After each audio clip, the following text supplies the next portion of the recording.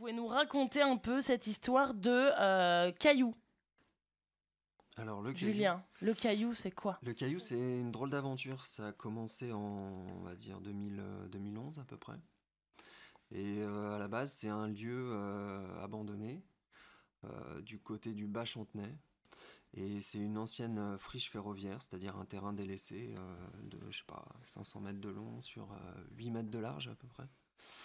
Et donc, quelques membres du collectif, une dizaine de personnes à peu près, on s'est dit que ça pouvait être un endroit intéressant à investir pour s'extraire de la ville. En fait, on est rentré dans cet endroit-là pour disparaître de la ville. C'est toi qui l'as découvert? Non, on l'a découvert à plusieurs. En fait, on avait un peu investi la carrière Misery, là, que tout le monde connaît, qui est cette espèce de grande friche, elle aussi, juste sous la butte Sainte-Anne. Et c'est en fait un petit peu botter le derrière pour dire ça simplement. On est à jeter notre dévolu sur donc un autre endroit. Et, Pourquoi vous êtes fait botter le derrière? disons que sur la carrière Misery, il y a beaucoup d'enjeux, notamment des enjeux fonciers assez importants, qui y a toujours, hein, qui sont réels. Et du coup, voilà, hein, c'était un petit, on va dire, je sais pas comment tu vois ça, Thibaut, toi qui était. La Qui carrière, était c'est là à un lieu l'époque. incroyable et qui a des enjeux fonciers, mais qui est en même temps complètement latent. Ça fait depuis les années 87, comme tu le présentais au début, il y avait des usines à un moment donné là, une brasserie de bière, après avoir été une carrière de matériaux, de granit pour paver la ville. Et il y aura des projets dans un futur, mais il est où? Il est dans 5 ans, il est dans 15 ans, on ne sait pas trop. Donc la question, c'était un peu ça. Est-ce que un lieu comme ça, qui est déjà un jardin, qui est assez extraordinaire, peut avoir une forme de vie particulière et, et d'ouvrir le débat sur un lieu comme ça. Et voilà, donc tout est latent. Et en fait, le caillou, ce qui est intriguant, du coup, qui est juste à côté de la carrière, Et il y a un caillou? il y a un caillou, c'est une sorte de rocher qui le domine. Ça, c'est appelé, c'est ce qui donne le nom. Mais le caillou, comme disait Julien, à 500 mètres sur 8 mètres, caché entre des falaises et le caillou, c'est un endroit qui n'existe pas. C'est une ligne dans un plan et qui est un peu élargie. Et tout d'un coup, il y a des possibles là-dedans en toute discrétion. Et, Ça va, on passe pas à la radio. et, Personne nous écoute. et C'est en huis clos. Les voilà. gens du CO2 en profitent. Voilà, exactement. Oui, vas-y Thibaut. Et donc, c'est ça qui est intéressant dans les friches, je trouve. On a vu le Blocos, qui est un lieu hyper typé et qui a sa spécificité d'être un bâtiment, d'être un toit, d'être une protection contre les bombes, d'être une protection contre, Vous n'avez pas de protection au caillou. contre des développements urbains et de rester aussi une entité différente au sein d'un tout plus grand. Et là, c'est la question de friche végétale aussi avec le caillou. Qu'est-ce que c'est qui a poussé là? Parce que une friche, c'est un mot qui vient, on l'a dit au début, mais d'abord du vocabulaire agricole. Et un terrain laissé en friche ou en jachère, ça fait aussi partie d'une logique. C'est pas forcément ça veut dire que des fois, il faut laisser des espaces et les laisser se reposer ou les laisser avoir une autre vie que d'avoir tout dans une ville qui soit forcément décidé, choisi. Et en fait, la ville, c'est de l'espace, mais c'est aussi du temps. Et la friche, c'est à un moment donné espace-temps qui est un peu entre des lignes, entre des projets. Et le caillou est par exemple un lieu comme ça. Oui, donc par exemple, justement, tu m'as envoyé la définition du tiers paysage de Gilles Clément qui explique qu'en fait, ces interstices, finalement, la biodiversité est beaucoup plus riche. Et donc, est-ce que si toi, par exemple, tu t'installes dans une friche de façon durable, eh ben, en fait, ça serait finalement nuire à cette biodiversité, non? C'est effectivement une question qu'on peut toujours se poser en allant dans une friche. Est-ce qu'on change son statut? Est-ce qu'elle se transforme en n'être plus une friche? Elles ont un peu un statut qui bouge, les friches. Il y a aussi cette définition de TAZ, Temporary Autonomous Zone de Hakim Bey, Okay. un texte un peu des années 90 en même temps que les Free Party, qui dit que des choses comme ça qui sont différentes apparaissent, mais pour continuer d'exister, elles doivent disparaître et réapparaître ailleurs. Et par exemple, le caillou, ça a une durée de vie indéterminée? comment vous Ouais, décidez en fait, parce que j'avais lu votre collectif s'attachant à la réappropriation ponctuelle ou durable, réfléchie ou spontanée, créative et surtout récréative d'espaces en friche. Donc comment vous prenez ce genre de décision sur la on les prend durabilité assez de votre... naturellement, en fait, dans le sens où c'est le lieu qui fait ressurgir des usages, quoi. On essaye de regarder un peu ce qui s'y passe, d'être assez discret, en fait, quand on arrive sur place. Et on prend des photos, on dessine, on écoute, on enregistre, voilà. Marcher. On marche. Et déjà, ce simple fait d'investir le lieu, ça lui donne une existence, quoi. Ça le fait exister. Et ensuite, on essaie de s'amuser un petit peu avec les possibles.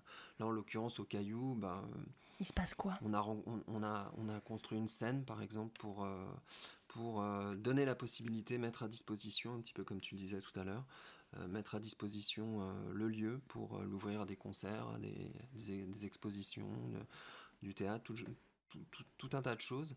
Et vous recevez des artistes on du cherche Blocos ou à pas? le faire découvrir, comme nous on l'a découvert. Ouais. Et vous faites venir des artistes de la famille du Blocos? Ça s'est peut-être fait, je sais pas trop, mais Je saurais pas dire. Il y a eu Mais- un concert par des gens qui sont proches du Blocos en tout cas. Ouais. Mais voilà, et puis on teste un peu aussi la capacité du lieu, recevoir beaucoup de monde, ou au contraire rester confidentiel. À certains moments, c'est des endroits qui sont super agréables juste pour le plaisir d'y aller, parce qu'effectivement, c'est des réservoirs, c'est des refuges, quoi. Aussi. Et là, il est ouvert? Ouais, il est totalement ouvert tout le temps. Ouais. Pour vous Bah, faire avec, une image mentale, Vas-y. je sais pas, on peut faire une sorte de petit voyage. Vous êtes à Gare Maritime, Ok. vous longez le quai, vous êtes plein sud, il fait beau, alors qu'en Gare à Banane, c'est plein nord. Il faut attendre 18h pour voir le soleil. Il y a à côté de vous un énorme rocher qui est le sillon de Bretagne. Et puis, tout d'un coup, il y a cette carrière. C'est un endroit un peu bizarre, un peu hors de la ville, alors que finalement, on a 5 minutes du centre, enfin en vélo, ou 20 minutes à pied. Et tout d'un coup, si on connaît l'entrée, on peut rentrer dans le Caillou. C'est des buissons de Boudleia, ces arbres à papillons avec les petits bouts violets.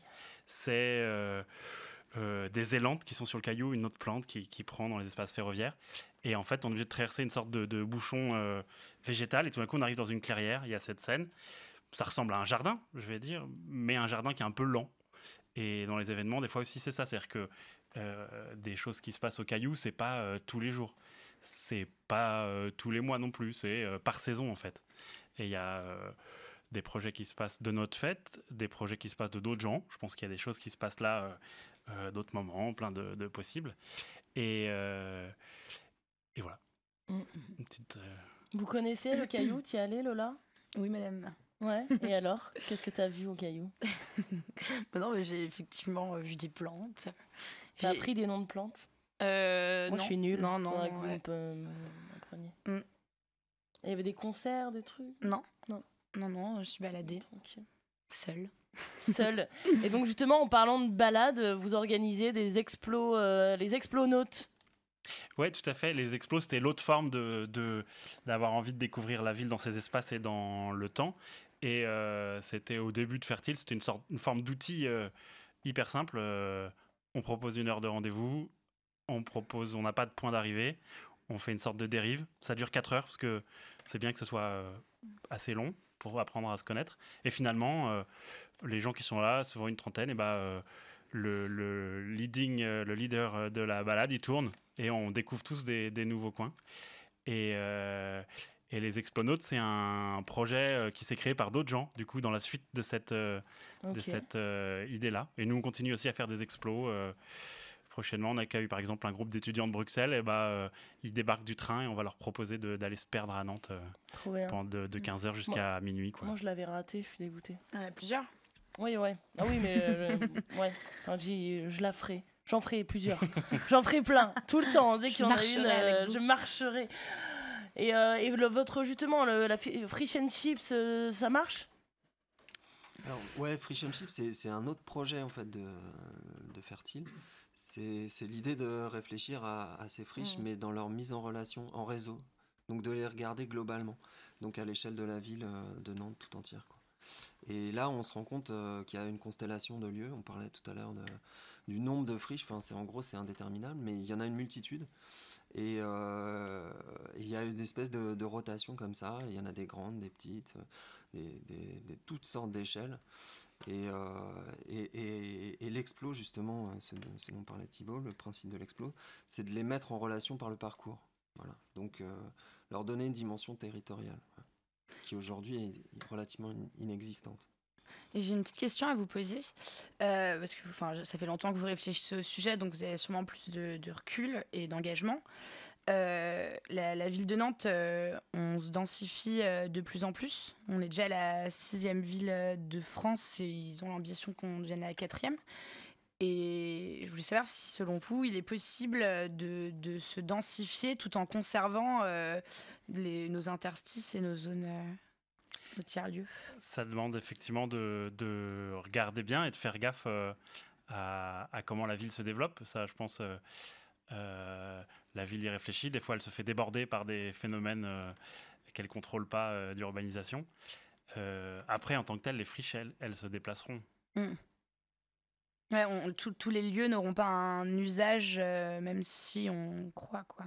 Après, maintenant, il faut regarder, je pense, le truc à l'échelle Nantes-Saint-Nazaire aussi. Enfin, il y a des territoires de discrets et alternatifs à une grande échelle. Il faut même élargir au département aujourd'hui, je pense.